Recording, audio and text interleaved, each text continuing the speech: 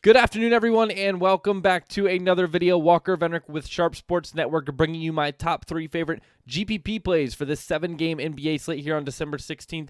I am stoked to be bringing this video to you guys. It's going to be a fun one. I've actually been playing with the roster construction almost all afternoon. That's why this video is getting up a little later than I wanted it to.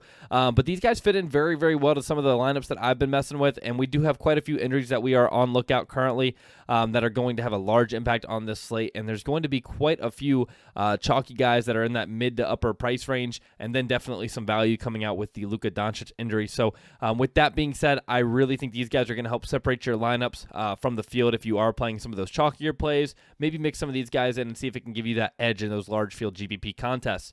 Let's jump right into this one, though. Over here on DraftKings, the first guy I do want to talk about with you guys is going to be the myth, the legend, Derrick Rose, playing against Washington. We know we've been attacking anybody that plays Washington is a pretty strong play, just because of where Washington ranks defensively in the league. But Derrick Rose actually has a 32% usage rate so far this season, and with Blake Griffin off the court, that goes up a little bit closer to 34%.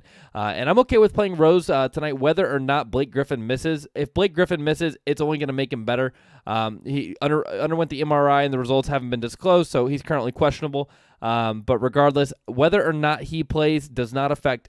It just makes Derrick Rose a better play, essentially, if Blake Griffin misses. But even if Griffin plays, I'm okay with playing Rose. And he really should be the overlooked piece of this Detroit team playing here against Washington. I expect him to play probably 26 to 28 minutes in obviously a very, very fast-paced game. Currently, Washington is number 2 in the league. And he should blow the $6,100 price tag out of the water if he sees 26-plus minutes. Just because Washington's the second fastest team, that's definitely going to help him out when he is on the court and get him some more volume. But regardless of that, just they're horrible on defense, and we love to attack anybody playing against Washington. But with all the chalk looking like it's going to fall on Andre Drummond, it's going to be really, really interesting to see what Derrick Rose's ownership finally comes out to be. I'm expecting it to be sub 10%, which just seems ridiculous to me because I think he's going to absolutely crush this price tag. Now, let's jump over to FantasyDraft, though. The second guy I want to talk about is Kyle Lowry. Kyle Lowry, he doesn't have the highest usage rate. It's closer to about 23% right now. But if this game stays competitive, currently the Raptors are 12.5-point favorites. They're playing Cleveland. They're rightfully so. Are they 12.5-point favorites? But he should still play mid-30s in minutes if he is needed to play in the fourth quarter. If he sits the fourth quarter, he'll probably play closer to 29 to 31 minutes. But, I mean, if we could get one of these 35 to 38-minute games out of him at this extremely, extremely low ownership that he's going to be at tonight, because everybody is kind of worried about the blowout. When you have a point guard playing on a team that's a 12.5-point favorite, a lot of people are going to be straying away from that guy because they know he's not going to be in there for most of the fourth quarter. So we're definitely going to be able to catch Kyle Lowry at some lower ownership.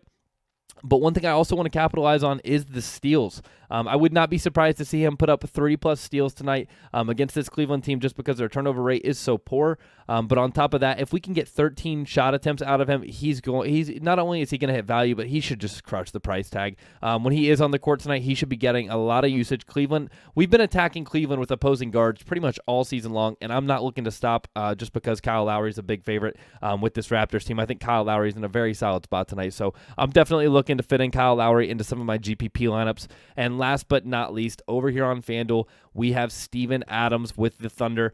He has, in my opinion, a relatively abysmal usage rate of close to 17%, which is not something that we like to.